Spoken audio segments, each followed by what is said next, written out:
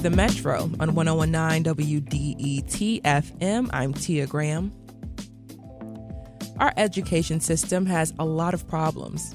Students are behind from the COVID pandemic. They're facing mental health challenges, and a teacher shortage is gripping the nation. The latter, a teacher shortage, is hurting some of the same vulnerable students who are already likely to receive an education that's not on par with their affluent or white peers.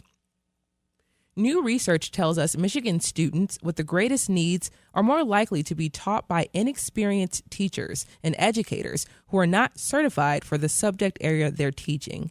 That's according to a new report from Ed Trust Midwest, a nonpartisan research and advocacy organization. Jen Daniil is the Director of Policy and Research for Ed Trust Midwest. She joined the show to explain how Michigan's teacher shortage is affecting underserved kids and what can be done to close the gaps. Jen, first, as a researcher, how exactly do you define the teacher shortage? So that's a really good question. And one thing that was really important to us as we considered this report, which is the result of about 2 years, actually, of research, analysis of hard-to-access data, interviews with community partners, and focus groups with teachers across the state, was that we didn't only want to think about teacher shortages as the absence of a teacher in a classroom. So we took a more holistic view, and we thought about teacher shortages both as teachers who are not in classrooms at all, and also the lack of high-quality teachers in classrooms. And when we think about high quality, for the purposes of this report, we defined a high-quality teacher as a teacher who is fully certified with a teaching license, who has at least 3 years of experience, and who is teaching in the subject areas for which they hold a teacher license. Cool. So what does Michigan's teacher shortage look like in comparison to other states right now? So Michigan is facing very similar problems that we're seeing in other states across the country. One thing we know about national teacher shortages is that they tend to be very what we would call hyper-local. And so we don't see teacher shortages in every single area of every single state, and we don't see teacher shortages in every single subject area. There are certain things that can be certain subject areas where it can be more challenging to get teachers, and certainly certain classrooms in certain school districts where we see more teacher shortages. For example, in Michigan, one of the things that we did was that we looked at school districts across the state in thinking about their concentration of student poverty, right? This is the percentage of students in a school district that are coming from a low-income background. And we have a really great way to look at that in Michigan. It's a tool called the Opportunity Index. This is a way that we fund schools in Michigan, and it's a funding mechanism from the state that sends more dollars to districts that have higher concentrations of student poverty, because we know that learning in a school district with a high concentration of poverty comes with unique challenges. And so when we looked at that tool and we used it to look at teacher turnover, one thing that you've probably all heard, and I know we've certainly heard, is that all districts are struggling to retain teachers following the COVID-19 pandemic. So we looked into that. And what we found is that in the wealthier districts of the state, we did see some slight declines in teacher retention. So we see more teachers leaving the classroom, about 2 to 3% more than we saw before the pandemic. But when we look at the districts with the highest concentrations of poverty, we see that they still have a much higher teacher turnover rate. In fact, between before and after the pandemic, that turnover rate was almost 20% a year. Just imagine that, right? If you, in any other business, if you were losing 20% of your employees every single year. So while it is true that it's harder across the board to retain teachers now than it was before the pandemic, it's still much harder in those districts with the highest concentrations of poverty than it is anywhere else in the state. Wow. So yes, like you said, that's something that we kind of would have thought from just based on hearing the data, seeing the things that we've seen locally here. But as well, I wanted to know specifically, do you know what subjects are the hardest right now to fill and which ones have the highest turnover? So one of the challenges to fully understanding the teacher shortage problem in Michigan is that a lot of the data we need to answer some of these questions are not really easily accessible to the public. We do know, I'm sure you've seen, there were some reports that have come out in the last 6 months to a year that special education is a chronic shortage area. And this tracks pretty closely with what we see in other states as well. Special education is a difficult area to staff. But really, to have a more specific answer to that question in Michigan, we would just need to have somewhat better data than we have available right now. Thank you. Thank you. So the pandemic was a factor, like you just said. What else is contributing to the teacher shortage? That's a great question. And that was a big thing that we asked teachers when we held these focus groups. So we talked with teachers from different geographic regions all over the state, and they identified a lot of things. You know, they talk a lot about how all those challenges you mentioned at the beginning in your introduction, talking about the challenges of the pandemic and catching kids up academically and dealing with the socio-emotional issues that have come about as a result of the pandemic. But one thing that came up over and over again is that teacher salaries are a problem. That teacher salaries are not keeping pace with inflation. And in some cases, teacher salaries aren't even providing enough really to sustain a family. In fact, we had one teacher who I think really succinctly summed up this whole issue when they asked in one of the focus groups, why would you go into $50,000 to $80,000 in student loan debt to become a teacher when you're going to qualify for a bridge card? Wow. And that's a stark reality for too many of our teachers. In fact, there was a great study that came out from EPIC at Michigan State University within the last year where they looked at teacher salaries over time. And they found that between 1999 and 2019, inflation-adjusted teacher salaries in Michigan fell by more than 20%. And that makes a huge difference when we're talking about real money that should be going into teachers' pockets. And the reality was even worse for beginning teachers. In the 21-22 school year, the average starting teacher salary in Michigan was only $39,000. And that is a number that ranked us 39th nationally and dead last in the Great Lakes states. So when you think about students graduating from educator preparation programs and thinking about where to go to their first job, this can become a huge retention problem in Michigan, as these folks may look at all of our neighboring states, all of whom offer higher starting teacher salaries. But we know that it's not only an interstate problem, right? That we have teacher salary gaps here in Michigan, that teachers in the highest wealth districts of the state make on average $4,000 more per year than teachers in the highest poverty districts. And that's only an average. So the real numbers also differ pretty dramatically there as well. But that was something we certainly heard over and over again as we think about what is behind these teacher shortages. It's not the whole problem, but salaries are certainly an issue. Jen Daniil is the Policy and Research Director for Ed Trust Midwest, a nonpartisan research and advocacy organization. You can find a link to the report we discussed at wdet.org.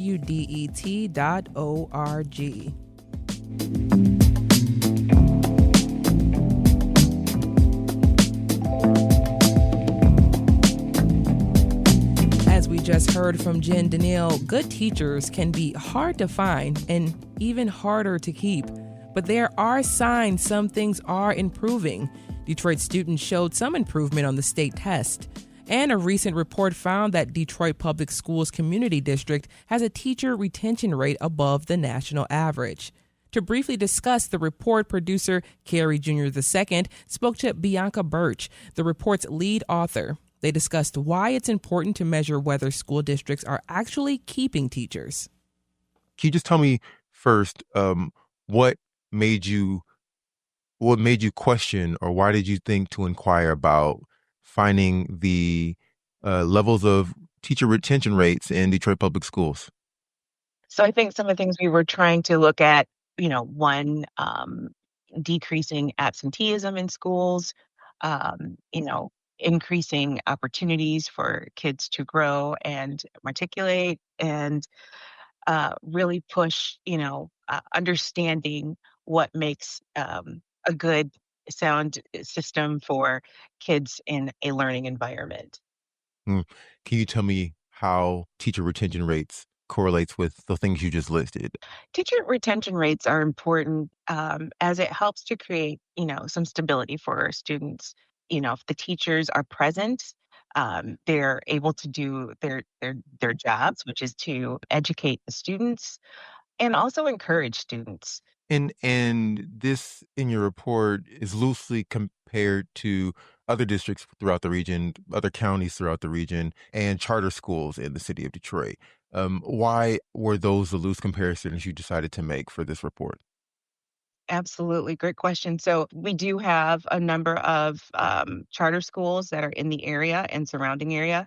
And we also know that we have Macomb County and we have Oakland County. What were those numbers looking like in comparison to, because they're so close in proximity? So um, it was important to be able to have a good comparison. And, for those charter schools that are independent from DPSCD, what were those numbers looking like? Yes, they had been able to also increase some of their numbers, but it was at a different rate for DPSCD to. You mentioned in the report too the significance of DPSCT to retain Black educators. I guess my question is more to not necessarily why that is, but the significance of that. Why is this important to highlight? I think it's important to highlight because we do have a large population of Black and Brown students. And I think, when you have educators who are mentors, who are leaders, this, I think also plays into the notion that people who look like yourself are able to also connect and relate to you in such a way that helps to inspire, helps to increase resiliency. Can you just talk a little bit about some of the factors that go into why teachers may stay or may leave a school from your research? And yeah, that's something that we want to dive deeper into to understand more of. One would be compensation reform and seeing how districts are able to pay teachers. And then two, some of these preparatory grow your own programs that we see are increasing in numbers, I would say nationwide. And is that a bit, another factor that really plays a pivotal role in why teachers are choosing to stay in districts and not go to other more well-to-do districts that are more in suburban areas. When we talk about things like teacher shortages, and we talk about funding, and we talk about all of these other measurements that are impacting this classroom and the experience for students in schools, and we also know teachers in classrooms consistently help students achieve better outcomes. How do we know that when we try to change some of those initial variables, like the funding that we give or the pay that we give teachers or the development that we give teachers is actually reaping its benefits? And I think that I see this report as kind of the beginnings of an assessment almost to say, okay, these things are working because teachers are staying, or maybe they're not working because teachers are leaving. Spot on. Yes, indeed. And that's exactly what we need to um, look further into and, look at it more as longitudinal so that we can assess where things are within the coming years for teachers and one, their ability to enter into the district, but also that retention rate and what that looks like. Bianca Burch, thank you so much for your time and for talking with me this morning. I appreciate it. Thank you so much. That was Metro producer Cary Junior II in conversation with Bianca Burch, a research assistant at the Detroit Partnership for Education Equity Research. You can find her report on teacher retention rates at wdet.org.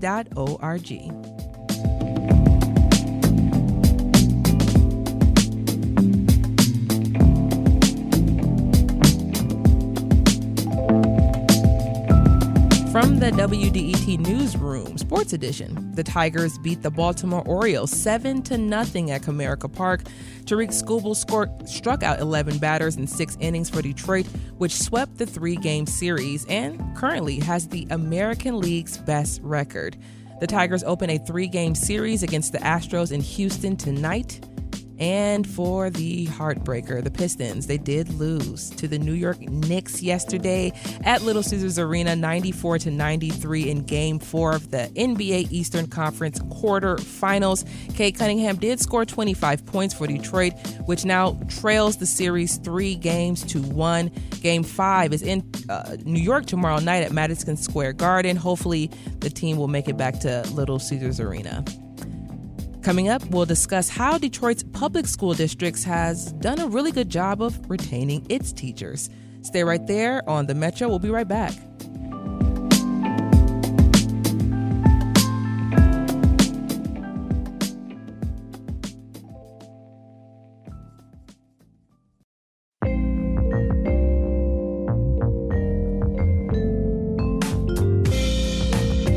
Welcome back to the Metro on WDET. I'm Robin Vincent. We've been talking about the Detroit Public Schools Community District's ability to retain its teachers. Now, educators leave districts and the profession more broadly for a number of reasons. Stress and low salaries are some of the more familiar ones. Joining us now to discuss those reasons and other unique and untold challenges teachers face is Lakia Wilson-Lumpkins. She's the president of the Detroit Federation of Teachers. Lakia, welcome back to the Metro. Thank you. I'm so excited to be here. So I want to start with this report about Detroit's teacher retention rate. We've been discussing the pandemic as a major shift in teacher retention, but problems like low pay and stress were around long before the pandemic. Could you describe some of the ongoing hurdles teachers face that make the job challenging to keep long term? Sure. Many of the issues that remain some of the challenges, not just for Detroit, but many areas around the country would be lower class size, which seems to be very elusive, especially when we're facing vacancies. But lowering class size has been difficult. Addressing the need for special education services as they increase, but the amount of certificated individuals decrease, that can present itself as a huge challenge as well. But we're working on it. Tell me how you're working on it. So some of the things that we have done most definitely to attempt to reduce class size is to bring about comparable salaries. We have to pay people what they're worth. Our professionals have invested in themselves. They've gone to school many, many years to obtain bachelor's, master's, doctoral degrees. They are experts, and so we have to pay them as such. So we've definitely done a great job in increasing salaries, offering reoccurring professional development to help teachers to renew their certification. We have definitely increased our programming because we know parents are looking for different programs in the district for students to have an opportunity to have career and technical education or Montessori education. We have done those things to differentiate. Teachers also want those very same things. They want those diverse programs because they have that skill set. And so I think we have been able to bridge that gap. Let's talk about the effects on students. You know, if someone says, well, why is it important to retain this specific teacher? If we're bringing in, let's say, new teachers, we're finding replacements. What is it about the long-term presence of the same educator that makes such an impact on students? Oh, my goodness. When we were in school, we could return to school 10, 15 years later, and that same teacher would still be in the building. That tugs at heartstrings. Parents make connections. We're not beans or cars. Parents need to see that Miss Wilson-Lumpkins is going to be there in the school because you had my daughter or you had my grandson. They like that connection because they know exactly what they can do, what you can do. They've built trust in a relationship. That's so important in education, that consistency. Because we become a community. And so we are better able as educators to meet the community needs when we have that type of consistency. Yeah, I mean, consistency is so important in a child's life. So I can see how in the realm of school and education that would really provide some benefits. What happens when a teacher does choose to leave? I mean, given the teacher shortage, I would imagine that finding a replacement can be difficult. It can be. And so after COVID, we saw many teachers retire or just leave the profession because it was very stressful. It was a very stressful time. It was traumatic for all of us. Yeah. And teachers had to retool themselves because we know that there is a digital divide. And so we have an issue with who has internet access at home, not just for our students, but for our teachers as well. Not everyone wants to have internet at their home. Right. Some people choose to live off the grid, so to speak. It sounds kind of nice sometimes. Absolutely, yes. And so we did see teachers say, no, I don't want to retool myself. I'm not going to bridge this digital divide, this gap. But that is something that we have to do, right? We have to stay current. And so in doing that, just making sure that we allow students to have computers and laptops, make sure that we're recruiting teachers, making sure we're providing professional education, professional development for those teachers so that they can build skills, not just for new teachers, but our existing staff so that they can, again, begin to work in an area that they may or may not have a strong suit in. So it just helps in recruiting, knowing what we need at the table, teachers with a strong skill set, not just in communication, but in technology as well. You're listening to The Metro on WDET. I'm Robin Vincent. Our guest is Lakia Wilson-Lumpkins. She leads the Detroit Federation of Teachers. We're discussing a recent report that found Detroit Public Schools Community District has a teacher retention rate that's above the national average. Lakia, could we really tie these findings from the report to any noticeable improvement within the school system? I mean, what do these findings mean in the broader context of Detroit Public Schools Community District? Sure. So not only are our test scores rising, our enrollment rate is rising, our retention rate is rising because we're doing the right things. Again, we are increasing our professional development. We are increasing our salaries. We're attempting to lower class sizes. We are offering incentives, monetary incentives for those with specialized skill sets, such as special education services, and that is helping to recruit staff. The additional training for staff in the science of reading, letters, Orton Gillingham is assisting us to improve our literacy rates with our students. And so all of these things are paying off. Our differentiated programs such as Montessori, our career and technical education, again, increasing our test scores and also increasing our graduation rates. So we're doing all the things. We're putting all of the pieces of the puzzle together. And we should be clear, one of the reasons that you're able to do this is because of a new union contract. I want to talk about that a little bit. This is the contract that you signed with the district last year. Superintendent Nikolai Vitti called it the richest contract to date. And when I spoke with you after the union ratified it, you agreed with that statement. Now, it includes built-in retention bonuses for staff. Can you talk about the significance of that part of the contract? Sure. We want people to remain with the district and we want them to be loyal. Not just those individuals that are new, but those individuals that have been here more than 15 years. So we offer a retention bonus to every single employee, but then we also offer a longevity bonus for those that remain with the district for 15 years or more. And so that gives our beginner and middle of the road teachers an incentive to stay. And again, build that community with our parents and with our students so that those services begin to be cemented in. Parents know what they can receive from the school. They can trust, and then they know that the education is not going to be flying by night, so to speak, with a different teacher every year. They can expect that, again, I'm going to use my own name, Miss Wilson-Lumpkins, is going to be there. I think about a lot of the reporting that I did on Detroit Public Schools and the teachers that I spoke with, and it seemed like they faced tremendous challenges, more so than challenges in other districts, simply because there's a high concentration of poverty in Detroit Public Schools. I want to ask you, if I could, to be very candid with me and Tell me about some of those challenges, those untold challenges that teachers in Detroit schools are facing right now. One thing that is always at the forefront for me is our attendance. We have attendance agents almost in every school, and at one point they were in every school. We have now placed about 50 of them in central office, but it remains a problem for us. We do realize that we do have some school deserts where during emergency management, there were many schools that were closed in certain communities and they were not opened. And so there is a desert, so to speak, in that area of schools. And so that presents as a problem because children have nowhere to walk to get to school.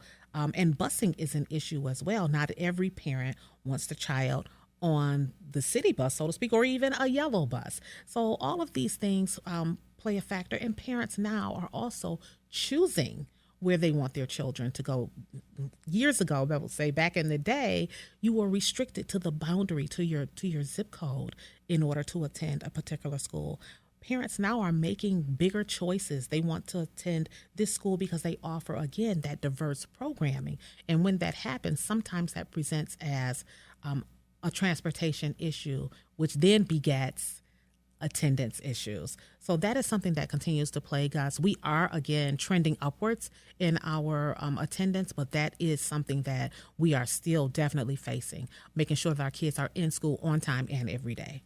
Yeah, we talk about chronic absenteeism a lot on the Metro, and one thing that I think needs to constantly be focused on when we're having those conversations is the effect on teachers, because at the bare minimum, if kids are not in the classroom, teachers can't do their job. They can't do it effectively. Yes. I mean, I'm also thinking about a wonderful teacher who I spoke with, who she buys all sorts of supplies for her kids, from like deodorant to tampons. I mean, she works at a high school, and this is how much teachers are trying to support their students. They go so above and beyond. Absolutely. So not just attendance, but transient students that are homeless, not necessarily living in a homeless shelter, but maybe doubled up, which is a definition of homelessness when they are living with other family members and not in their own individual respective homes.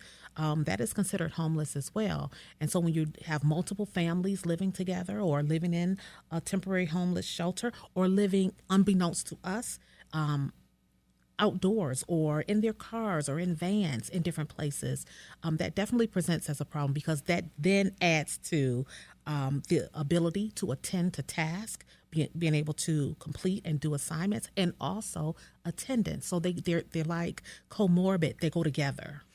In the last 20 seconds that we have, Lakia, what is one other thing that schools need to do right now to support teachers? Right now, schools need to recognize that teachers are doing the best that they can, and that they need to be recognized. Not just our administrators, our teachers definitely need to be celebrated, recognized, because all of these results are on the back of every last one of my 5,000 members. They're doing the work. Lakia Wilson-Lumpkins is the president of the Detroit Federation of Teachers. Lakia, thank you so much for joining us on the Metro. Thank you for having me.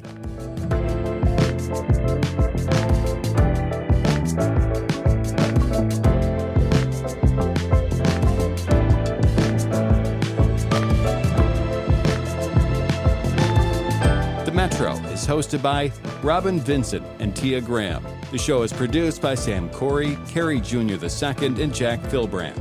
Our senior producer is David Lyons. Our engineer is Nate Bender. Music and creative audio production by Sam Bobian. The Metro is a production of WDET, a listener-supported service of Wayne State University. This is 1019 WDET-FM, Detroit Public Radio, your connection to news, music, and conversation.